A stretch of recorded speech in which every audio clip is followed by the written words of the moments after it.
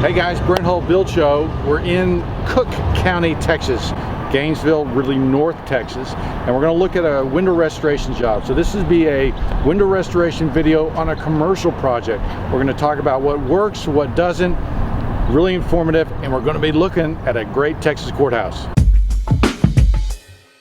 So this is the fourth courthouse there is here. There was a log cabin structure that apparently, according to lore, was torn down by an angry bull. There is a one-story building. The first one, 1850s, log cabin, typical of Texas at that period. There was a one-story, and in the 1880s there was a Victorian building that burnt down, and then this was built in 1910, 1911. Now, the deal about Texas is they had a bond program in the 1880s, and so many of the counties here actually built great courthouses, great public buildings. In fact, they're a hallmark of their state. And so you have this incredible catalog of historic buildings, historic courthouses in our state. And this whole courthouse square is very typical of how these courthouses were set up in Texas. This was a gathering place, and many of these are still in use today. Now, in fact, most of them are. In the 1990s, when I first got back to Texas from North Bennett Street, George Bush had enacted a program to restore the 100 oldest courthouses in the state. We've been involved in over 30 of those, very proudly, and now Cook County is on that list. Now, this is a classical revival style courthouse, okay? It's kind of funky, it's kind of cool. Beaux-Arts a little bit, but there's also some other influences here. In fact, if you look at the columns, right, we've got Ionic columns. For those of you who watch my classical series, there's your Ionic column, and then you've got your brick entablature with stone cornice. See that? Now, if you look at the volutes on that Ionic column, right, they're kind of angular, okay? And we're going to see a lot of angular details when we go inside. Notice the eagles on these outside corners, okay? And that cartouche, again, with the angles here. A lot of fun details. In fact, it reminds me of Louis Sullivan, and you're going to see a little bit of that inside when we look at this detail. But this is a classical revival style. Beaux-Arts, I think, is what they're calling it. You see the tower, and you see the effects and the stuff above. Really cool, great building. Let's go inside. We'll start looking at the windows.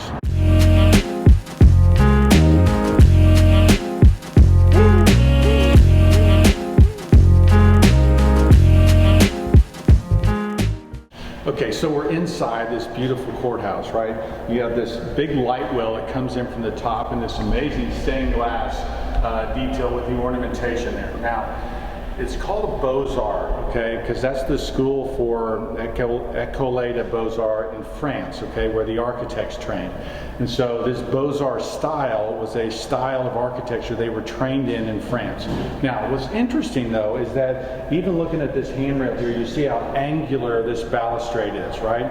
And if you look at the flower motifs up there and the plant motifs, they are very angular and sharp, right? And so you have some organic nature and organic movement here. So the style is kind of really cool. It's almost, you have a Art Nouveau kind of feel working into this styling. Now, what makes that interesting is cool is it's not just a typical Beaux-Arts courthouse. It actually has some stylization to it that makes it fun and unique. Now, enough about courthouses. We're here to talk about windows. And so what I want to do is we want to just look at these windows and kind of why they're failing and what's going on and how we can build better windows on these courthouses and on these commercial projects. So let's take a look.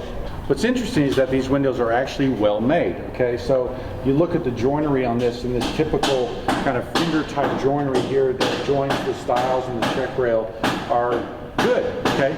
Even looking at the construction of these windows, come here. Even looking at these windows, you're seeing some good construction details, right? We've got the adjustable stop, right, with these screws here that allow this stop to adjust.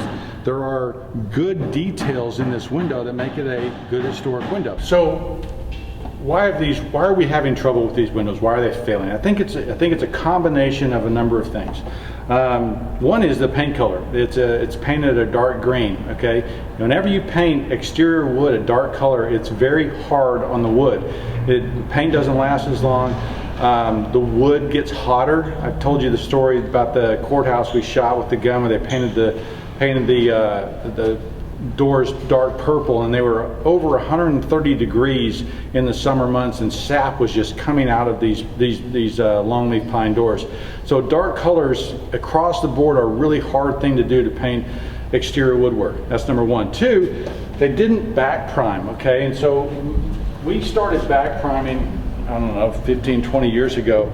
But you'll see this board. Now this is the mull cover. This is the mull cover is what covers between the two windows. It's called a mull. And this is the mull cover. But you can see that it's incredibly warped. I don't know if you see that, maybe an inch of warp. Now what's happening is that you can see the back side is not primed and the front side is. What that does is it creates unequilibrium, a lack of equilibrium. There is a lack of equilibrium between the boards, so that one side will get, for instance, this side's getting very hot, right? And because it's sealed, if it gets wet, the two sides aren't the same. So what we have to do is we always back prime, and meaning you prime the back side of the wood, our wood, so that there's equilibrium, okay, so that the board will be less likely to warp. The other thing it does is it helps against rot. And you can see on this board up here at the top, by the way, we know this is a new board. Why? Because these nails, these are all shot in with a new nail gun. But look at the rot in the end of this board, right? So this is the bottom, and water's sucking up from the bottom, okay? And so, I mean, you can't feel it, but this board is really wet, okay? And so it has been, you also need to prime the end grain, okay? That's really where it's like a bunch of straws. It'll suck the water up to the end of the board. And because this is not longleaf pine, this is shortleaf pine, it's rotting now, okay? So it's the quality of the wood, it's a few of these other details that you wouldn't think they'd make that big a difference, but they really do. The second thing that's happening is, and this is the Brent theory and school of thought, not anybody else's, but I know there's some guys out there that really love using insulated glass, okay? I think insulated glass is a waste of money. In Texas, okay, this piece of glass might have an R value of 2, okay, because it's insulated. It's a 3/8 inch insulated piece of glass. Normal, just single pane glass will have an R value of 1. Okay, well, even though you've doubled the R value, remember that these walls, solid masonry walls, are probably R40, okay? So you're not making a big enough change, and here's the problems that it causes. So if this is a typical sash, if I cut a line through a typical sash, and we're looking at a sash right there, right? This is the rail of a sash. Here's your profile. Okay, this is the inside, this is the outside, right? Typically that glass was held in with putty glazing. That's what we're redoing with our putty. What they've done is they've come in and they've got their sash, and instead of what they do is they actually mill into the wood this profile, okay? And then the insulated glass goes right here, okay? This is insulation, there's your glass. And you can see that when we look at the windows, and we'll get that in B-roll. And then what they do is they put an interior stop in here, okay? And then they nail that in. So now what's happened is your stop is on the inside, and they've got this wood milled into the stile and rail, this stop, meant to mimic this putty glaze, okay?